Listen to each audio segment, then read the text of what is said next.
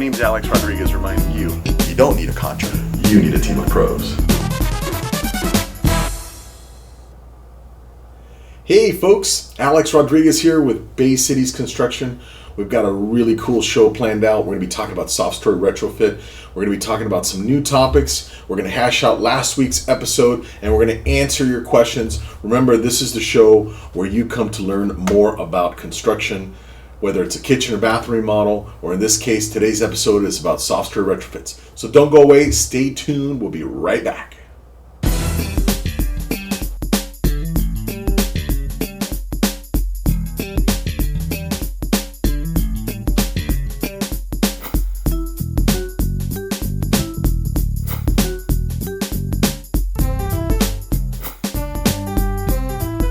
my name's Alex Rodriguez, reminding you, You don't need a contractor. You need a team of pros. Hey folks, welcome back. Welcome to the show. Please don't forget to comment. If you have some questions, post it in the comment section and go ahead and like us. We're trying to get to 1,000 likes on our Facebook page and your support really helps out with that. We are here as a resource for you to learn more about construction services. If you're planning to do a project or you know somebody that's planning on doing a project and you want to gain more information, that's what this show is all about. It's to help you be an empowered buyer of construction services. So today is episode 25 and we're going to be talking about soft storage retrofitting. We're going to be talking about something that we haven't talked about before in any given detail. And one of those topics is resiliency. So we got a really cool show. Just want to remind you, we had another soft storage retrofit show last week where we did a case study on a building in San Pedro. And was a cool episode, had some pretty good information. The building was had some engineering challenges, some architectural stuff to deal with, and was an interesting case study for us. If you want to learn more about soft storage retrofitting, you definitely want to visit softstorage-retrofitpros.com and we'll have a link for that for you later. This show is always posted after the fact on Facebook and on YouTube. So if you subscribe to either one of those channels, you'll be getting notifications from us on a regular basis as we post every single Tuesday. So tonight's episode, we're going to talk about the retrofit top tier priorities. We're going to talk about resiliency, what that means, what are the consequences of if a property owner does not comply with the deadlines and the schedule that the City of LA's put together.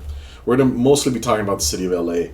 Santa Monica is about a year in front, and we can do an episode about that if you guys feel the need to do so. So let's talk about retrofit priorities, the tiers. The City of LA broke it down into 3 priorities, right? Buildings that have 16 units or more, buildings that have a 3-story or more, and then buildings, what's that? This one. And then buildings that have buildings that have 3 stories or more with less than 16 units. And this is just a little snapshot of what LA City has posted. You can take a look at that, take a little screenshot. We'll also make it available for you to watch this later. So basically you've got 3 tiers. The key factor is the 16 units is one of them, and whether you have 3 stories or above. 2 stories and above and 16 units is priority 2. This is a complex over in Sherman Oaks, apartment complex, or I think it's a condo complex in Sherman Oaks. So this is the 3-tier deal. Basically you have 3 living quarters above the tuck under parking. So tuck under parking gets its name basically because it was a cheap way of building in the 70s. They didn't have to do subterranean parking. They didn't have to do the engineering for subterranean parking. So they basically built that section of the building on stilts, for lack of a better word, and posts and columns. And so you were able to park off the street and maximize the space because here in California, that's how we roll. This particular building is in San Francisco, which is even worse with the parking situation, as many of you know. So this is one of our properties. It's a 20-unit building in Harbor City. We're going to be launching that. This property just got approved. It's ready to issue. So we'll be starting construction on it pretty soon. Very excited to show you what we're going to be doing with this project when the time comes. These are some other examples of some priority 3 buildings.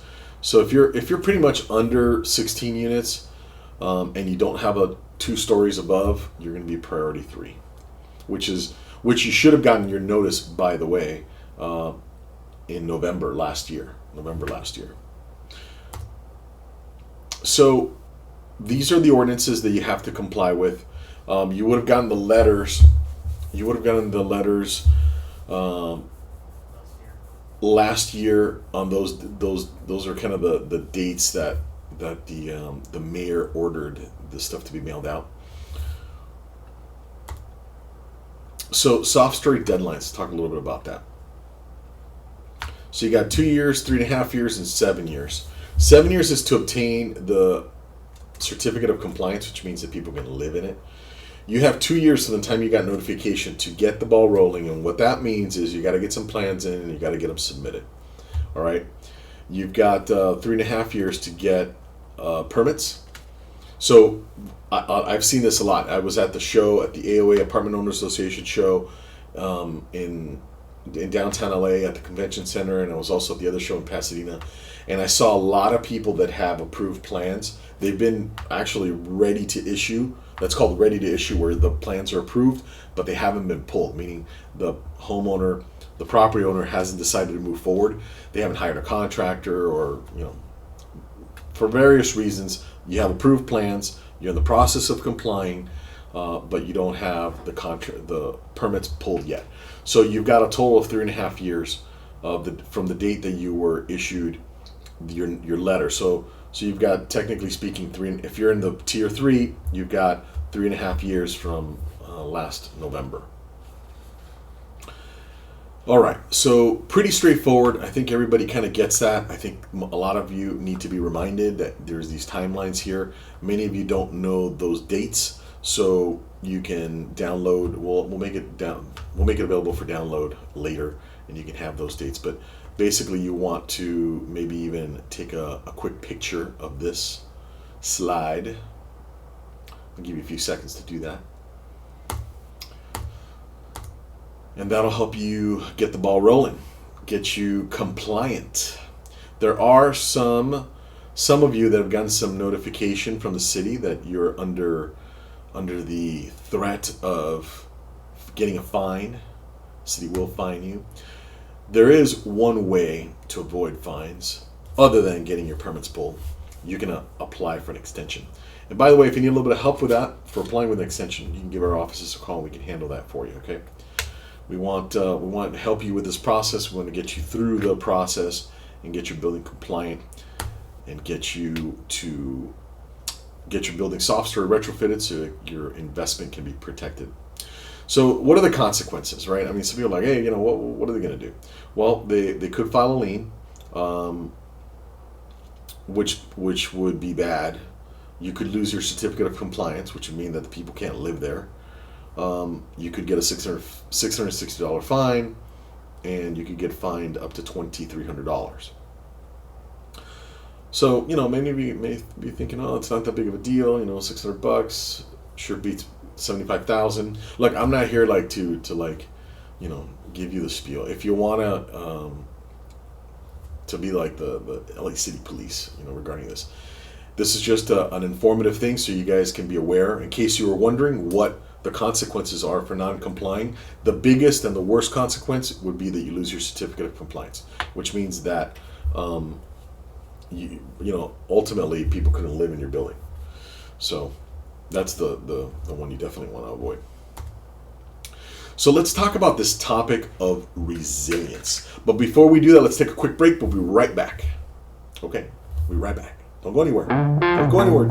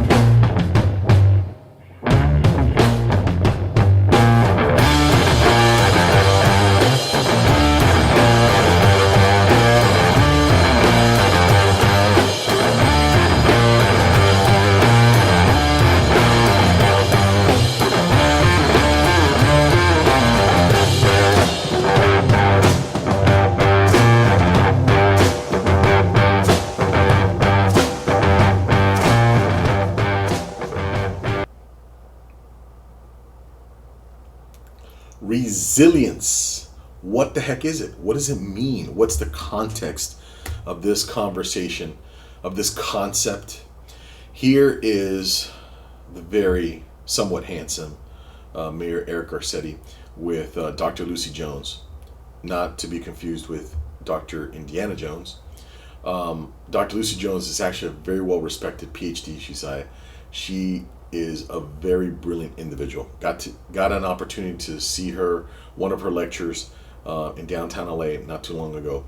And this idea of resiliency is really the commitment, the collaborative commitment to be able to recover from a significant natural disaster. Okay, that's really what we're talking about here, and that's really what the mayor and the office of resiliency, of the city office of resiliency, is trying to do. You see, once you have a major episode, people move out. It damages the economy. It hurts businesses. It hurts families. It disrupts a lot of stuff. And one of the I think one of the coolest, maybe cool is not the right way to say it, but one of the most enlightening things that Dr. Jones said during the lecture, and this was at the event. It was hosted by Simpson Strong Tie in downtown LA. One of the strongest, one of the things that really moved me, that captured my attention, was the fact that she said, look, there's a 98% chance that you're not going to die if we have a major earthquake. And I was like, okay, well, cool. I feel good about that. The problem is, how big is the disruption going to be? How long is it going to last? And what is the impact on the society? Now that is a series of very profound questions, because see, we don't have any control over the earthquake, right? Or the tsunami, or a fire, or a flood, or any of those types of natural disasters. We have zero control of that. What we do have control, what is empowering, is our ability to prepare and our ability to react and plan. Not just react. We mostly react to things, but the ability to prepare prior to one of these events it absolutely is within our control. And this idea of resiliency is, what is the course of action that we take, and what's the end goal, right? So the end goal is to minimize the amount of damage that occurs, minimize the amount of economic loss that occurs, minimize the amount of disruption that occurs. Those are all things that we have control over before such an event occurs, right? So she wrote this book. It's a really cool book. I've ordered it. I haven't started reading it yet, but I have read little sections of it, little bits and pieces that are online. I just ordered it because I find this whole topic really fascinating. And I suppose some of you can be thinking like, hey man, is Rodriguez over there gonna go crazy and become a prepper or something? Like, that's not what I'm talking about.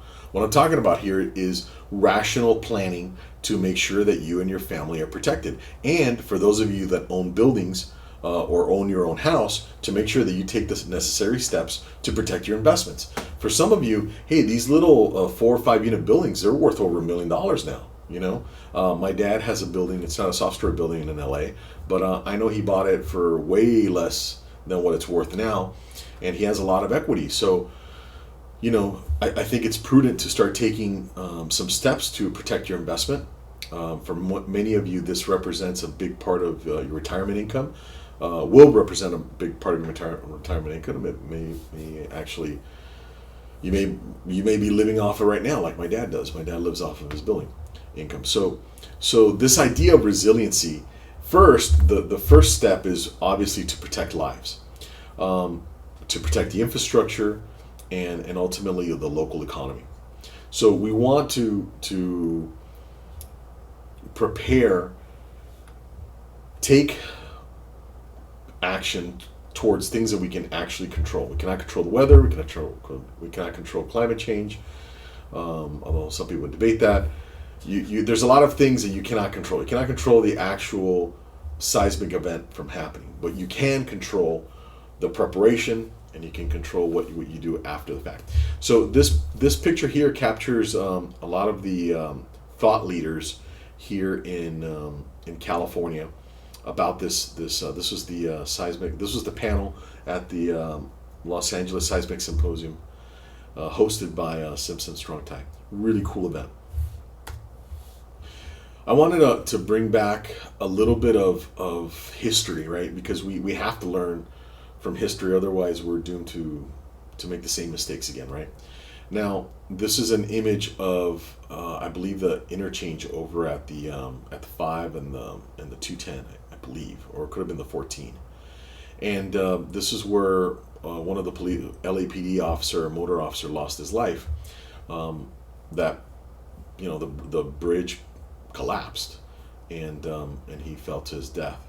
33 died. What some people don't realize, and this was part of the stats that were shared with us during the symposium, of the 33 that died, a few of them are actually suicides. And they were part of, I think one of them, the guy lost his business. The building he was in, all the inventory gone, didn't have insurance, and he didn't, he just, unfortunately died. A few people died of a heart attack. And this was a 6.6, right? So we're going to put together a little bit of a clearer picture of the risks that we live with as Angelinos here in Los Angeles in the LA basin, and we're going to talk a little bit about where the fault lines are and where the highest, in relation to that, where the human density, the housing density is, so that we can have a conversation of what danger we're in, what are the risks, what are the things that we should be thinking about that maybe we're not thinking about as we begin to prepare for such an event. So I think these are things that are totally rational to consider, and it's something that perhaps you haven't thought about, don't want to think about. Nobody wants to think about their building collapsing or where they're living and stuff like that.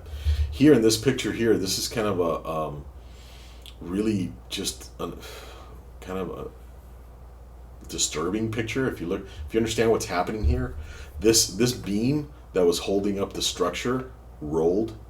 It rolled. You see how it rolled? It used to be perpendicular to the ground, and it broke from the top connection. Okay, so this is a pretty big opening. That's probably about 38 feet, could be 40 feet. So I think it's important for many of you building owners, for whether you own the building or you live in the building, I think it's important that you realize what it is that you're dealing with, right? Like, what is the worst case scenario, what it looks like, and what it would mean in the event that your building suffered this kind of damage. Like, this is irreparable damage. It's basically knock it down and bury the anybody who got killed or seriously hurt. You're gonna have to deal with the trauma of all that stuff happening. So this is totally preventable, and I think that if you have a greater understanding of what it is that's happening to your building, what makes your building weaker. I have looked at so many plans over the last 2 months. We've done 3 trade shows, apartment owners. We went to the trade show for the engineers up in the desert. And I've probably looked at, it seems like it's over 50 plans from different buildings, huge buildings, mid-sized buildings, small buildings. And it's amazing the difference from one building to the next. And that affects a lot of things. Not only does it affect the way that the building is retrofitted, but it affects the cost. There's some buildings that are tiny that cost over $100,000 to retrofit, and I've seen some other buildings that are huge, and the cost of retrofitting is really small compared to the size. Like, if you were to divide the number of units by the cost, it would be very nominal. So these are all kind of things that I want to bring awareness to. I want to bring awareness because I think that just talking about the retrofit and being in compliance with the city It's just not enough. I think that the city is going to be mandating that. Well, one thing that you may not be aware of right now, the code, the design of the code is to make sure that there's no loss of life. That doesn't mean that this current standard will protect your building from major damage, meaning it could get red tagged. So these are conversations that I think it's important. I've talked to so many people. I've talked to several hundred people at these trade shows. Many of you building owners, and it's I've gotten a very broad range of questions and concerns. So it's really I think that you'll gain the most out of it if we start addressing some of those questions in our weekly shows, so that you can have some awareness about some of this stuff, and maybe think about your retrofit in a more long-term portfolio type of repair. And having an understanding that you can repair, you can do this retrofit, seismic retrofit, to meet different needs. Some of you that are just worried about cost, you don't have a very big building, it's hard to recuperate that cost. Maybe you want to make sure that you're compliant with the law. You're not so worried about a major event, and you're more worried about the cost up front. And then some of you are, which is actually a pretty big number of you, consider your buildings to be a portfolio asset, and you're thinking long term. So those are conversations that I think are super important to have with your contractor, with your engineer, and it's not something that should be taken lightly. I think it's something that you should talk about in some greater detail. You think about the kind of devastation that a building like this, the impact of this kind of devastation on the people living there, on the local economy, on the survivors of such an event. For those people that were inside of the building, I think as business owners, as building owners, we have to take a certain amount of responsibility for understanding that you have to come to terms with somebody's family that may have gotten hurt, and you have to ask yourself, did you do enough to make sure that that the outcome, that you can ensure, that not to ensure, but maybe that you can plan for the most positive outcome possible based on on a disaster. So these are things to think about. You can I want you to understand that you can have the building engineered to a higher standard than what the city is requiring, and with the input of a good engineer, you should be able to have a clear understanding of what the design is going to look like. And then if you're working with a contractor, someone like us, to put a price, a dollar figure towards the construction costs, and have an understanding of what that's going to cost and what it's going to take to be above the minimum. I think that based on the conversation and the collaboration that I heard at the SCEC convention, the engineers convention, I'm convinced that over the next year or so, they're going to start to increase the standard of compliance. So for those of you that are on the fence and want to wait till last minute, you should take that into account. You may be forced to designing a building far more than what is required now, which may be a good thing in some cases. Those triple decker buildings, they are the ones that give me the most concern because the weight is substantially more. And for those of you that have seen the seismic tests on YouTube, we also have a link to one of those videos that's on our website at softwareretrofitpros.com, has a link to it, and you could really see the violent action that the building undergoes during a significant earthquake. So this is the time we talk about questions. Brian, we got any questions on there? We got anything we want to answer for our viewers? Quick reminder to our viewers, all the videos that we mentioned are up on our website, softwareretrofitpros.com/video library. That's right.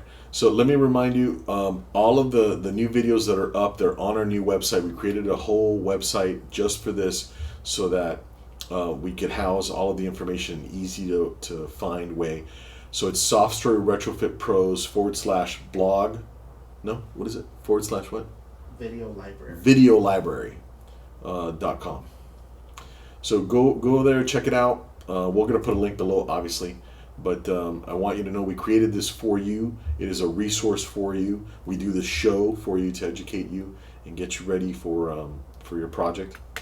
Do we have any questions? We do have some comments from some of our viewers. Robert Bonner says, "Good point. Reinvest and protect the local economy." I guess he agrees with the retrofit program. He thinks it's a pretty good idea.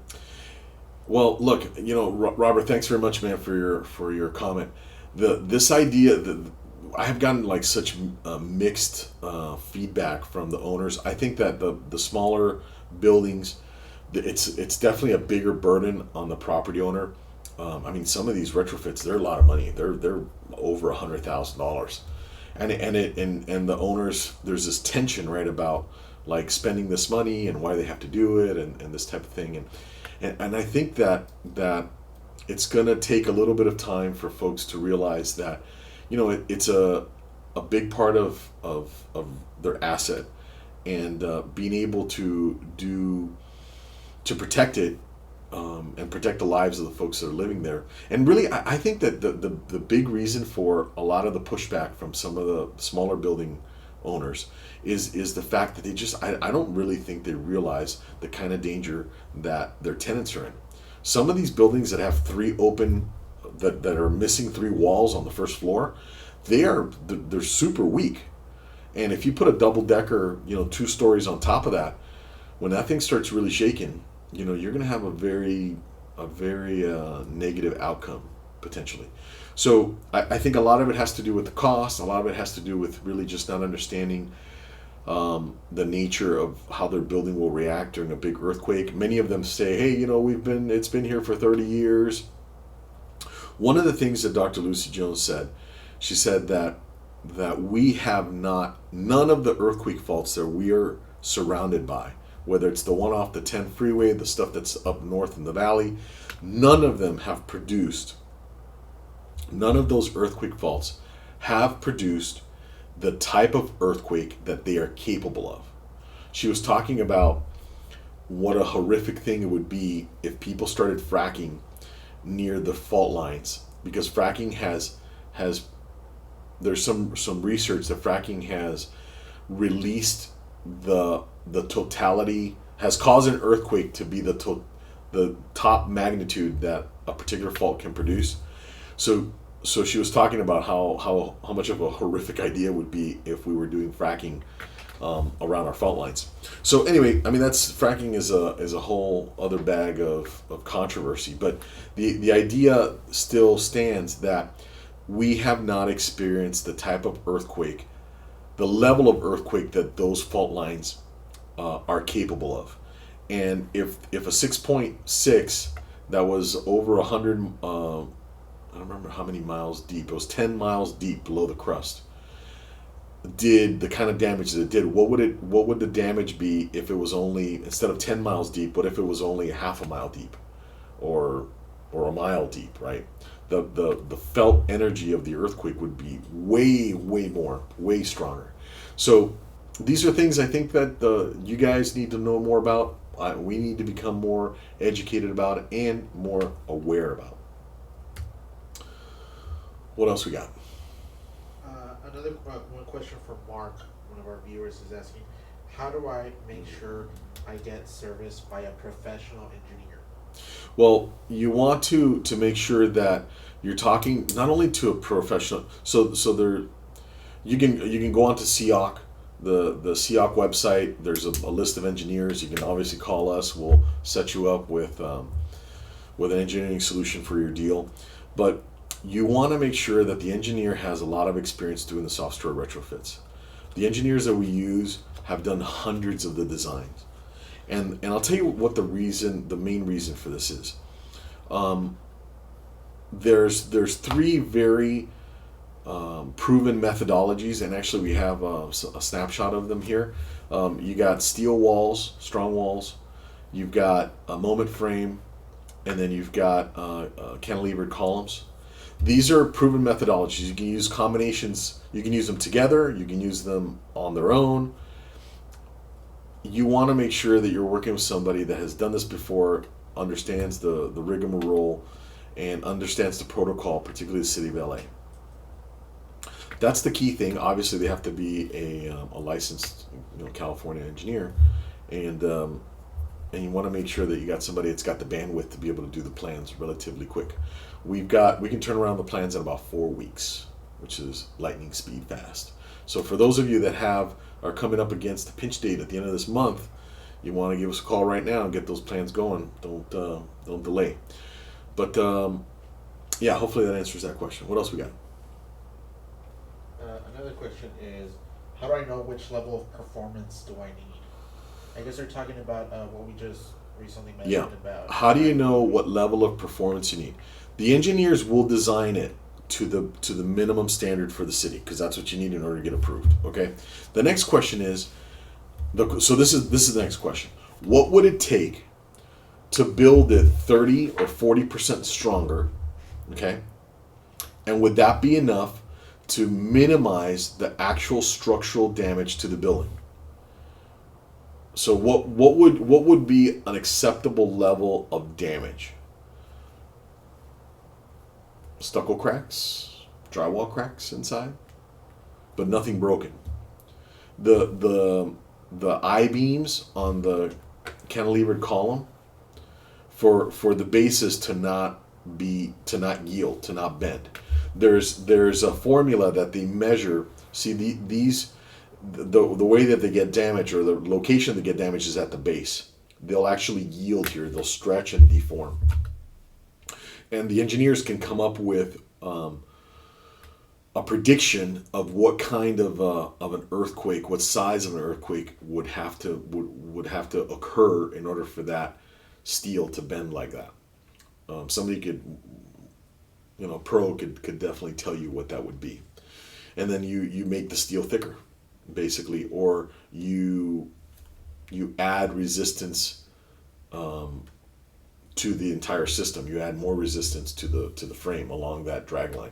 And we can go into this stuff in detail. But ideally, I think you want to make it 30 to 40% stronger, and that'll get you the performance that I think most people are looking for, which is basically making sure the building doesn't get red tagged.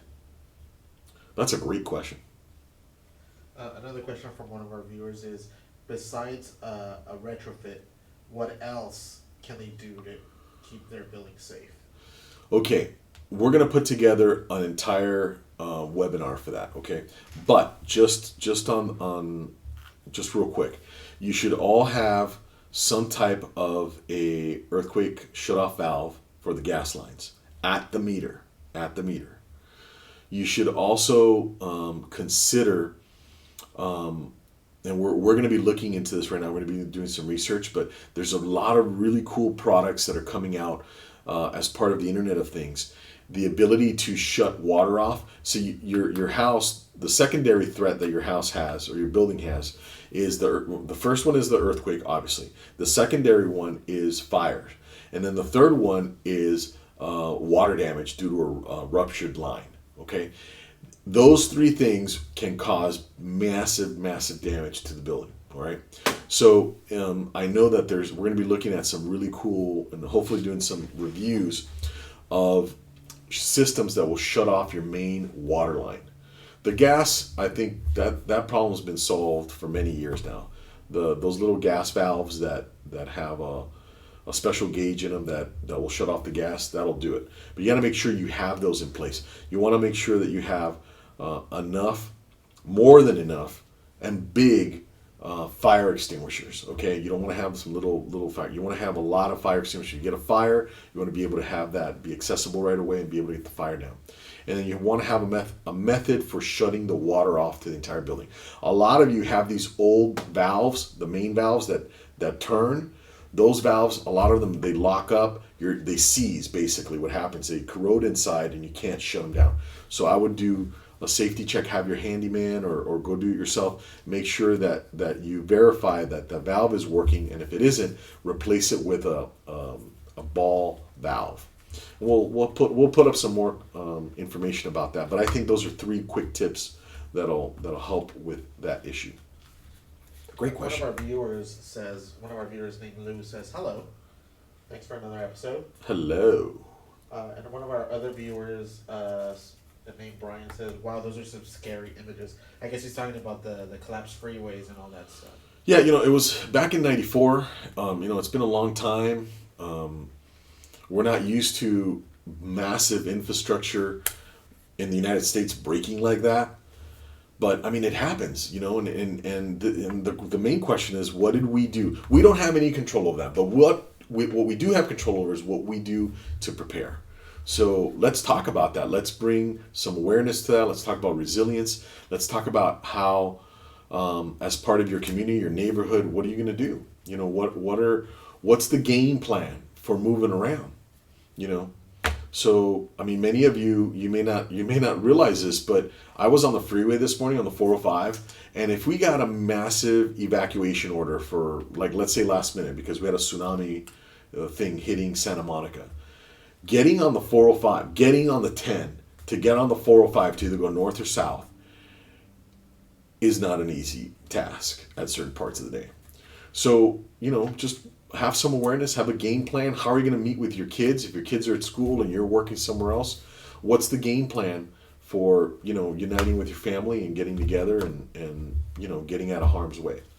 This is all what I'm talking about. The resiliency stuff is the preparation to minimize the impact, and also after the fact, and what do you have in place to be able to stay here in LA and suffer from minimal amount of disruption? Do you have a generator? Do you have a capability to, a bunch of stuff? We're gonna come up with a new a webinar that'll address these things and bring some awareness. So stay tuned for that. One last question from I guess it's a property owner named James. He asks, should I retrofit my property or should I just sell it? Man, okay, so that's a great question. I actually talked to a broker today who was representing a seller. They were in the city of Whittier, and the seller, I don't know if the seller was selling because of the retrofit thing or not. Maybe they were just selling, but I did come across quite a bit of building owners at the AOA show that were talking about, I'm just going to sell it. And I mean, that's your prerogative. That's your business decision. I think that if you're gonna make the decision to keep it or sell it, you should work off of real information. So I'll give you an example of what I'm talking about. One of the kind of knee-jerk reactions I think most people have is like when they need to know what this thing is going to cost, is they'll call up a bunch of contractors and or engineers for that matter and start asking questions and try and get as much information as possible. I think it's totally normal. The problem is that people want to help, and they're going to throw out numbers for construction costs, and for engineering costs I think you can get a good number on that, but they're going to throw out numbers for construction costs. If you don't have engineering plans, you don't have any idea what it's going to cost. If you don't have an engineer take a look at the thing and come up with an assessment, an engineering assessment and recommendation, you don't know what it's going to cost. You have no idea what the methodology is going to be. I'll give you an example. Look, the cantilevered columns, you can use a cantilevered column that will give you resistance in 2 directions, right? On 2 drag lines. And that cantilevered column can be a $20,000 job. If you use a moment frame, it'll only give you resistance on 1 drag line, and it could cost $20,000 just for the moment frame, okay? So I'm not telling you at this point, this is not a discussion on which one's better. What I'm telling you is that if you don't have engineering costs, you don't know what the cost of construction is, okay? You're going to ask for a ballpark, you're going to ask for what do you think? I get to ask that question a lot. And I try and guide people into scenarios. Like if you do a cantilever column, it could be this. If you do a moment frame, it could be that. And then they're going to ask me, okay, well, which one should we use? I'm like, let's use the one that the engineer recommends. Okay, let's get the engineering done. Let's do the math. Let's analyze what the dirt looks like, how far you are from the earthquake fault, what the existing resistance value the city's going to give your structure. Let's take all those things into account.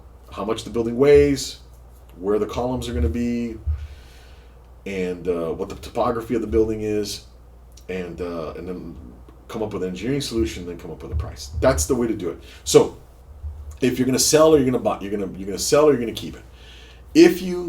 I think you should get engineering plans done whether you keep it or whether you sell it. If you sell it along with the engineering plans, and it'll give the buyer more certainty, because you'll have, hey, look, I've got engineering plans that are approved. I've gotten all of these quotes. This is what they think the construction is going to be. It takes certainty to a new level, instead of being a thing of uncertainty, right? Like, oh, well, if you're buying it, I'm going to have to incur all of these costs for construction, and they'll make up a number. They'll go and they'll do the same thing that you were tempted to do, and they'll get all these crazy different numbers that aren't based on any actual facts. So whether you're going to sell it or you're going to buy it, my recommendation is get the plans done. Get the plans drawn up, get a cost for the construction based on the plans, and then you can make a good decision. You can say, hey, listen, I think this makes sense for me to keep it, or this is totally something that I'm going to sell. I'm going to cash out. And that is based on a real, real thought, real assessment. That's how I would do it, for sure, no doubt about it. I've come across too many buildings where we thought that one methodology was going to be used for sure, and it wasn't. It didn't meet the standards. So if you don't have some plans done, you're just guessing. And your contractor, if you don't have any plans done, just made up a number. Just know that.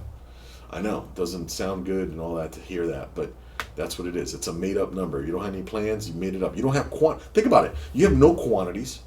You don't know what the methodology is going to be. It's like saying, hey, listen, rebuild or repair my car, but I'm not going to let you look at the hood of the car, and I'm not going to let you hear what it sounds like when we turn it on. Like, in essence, that's what it is. Like, contractors don't have superhuman power. So we need the plans from the engineers to get it done. Great question. What else we got? That's it. All right, folks. Hey, thank you very much for visiting us, for participating in the show. We really appreciate your questions. We really appreciate your input. Please don't forget to subscribe, like us, go to Facebook, go ahead and click on the like. We're trying to get over 1,000 likes on here, and we need your help to be able to do it, to be able to spread the word. So share it if you can. And thanks very much for participating. We've got hundreds of articles here to help you on Software Retrofit Pros. We're building our library, putting some good content together. If you like it, please share it. Please comment. It makes the show a lot more fun. It makes it gives us kind of it makes us realize that we're going in the right direction. So if you want to learn more about me, my name's Alex Rodriguez. I'm the owner. I'm the guy on the right, obviously. And we've been in business 15 years, general contractor here in California. We'll design the whole deal for you. We'll come up with the engineering solution. We'll represent you with the city, and we'll get a cost estimate out and manage your project and deliver a beautiful construction project. Shout out to Alex. Oh, hey, by the way, I do want to give a shout out to one of our viewers, Alex. I saw you at the Building and Safety office this week. It was really cool that you brought it to my attention that you're a viewer. So that was really awesome. So keep on watching and share. Appreciate you very much. I'll see you next week, and don't miss the episodes. We're here every Tuesday. Make sure you like us on Facebook. You want to contact our office directly? Here's our information. You want to see our reviews and all that stuff? We're all over the internet, and that's not an accident, folks. So hey, thanks for watching again. My name's Alex with Bay Cities Construction, reminding you don't need a contractor. You need a team of pros.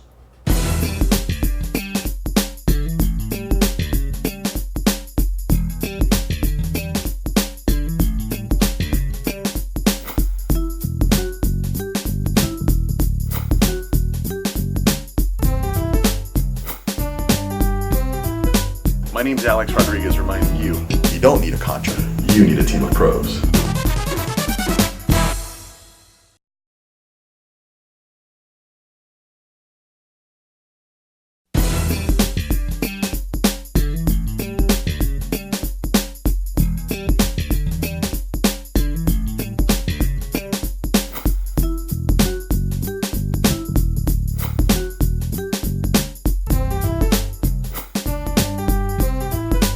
My name's Alex Rodriguez reminding you, You don't need a contract.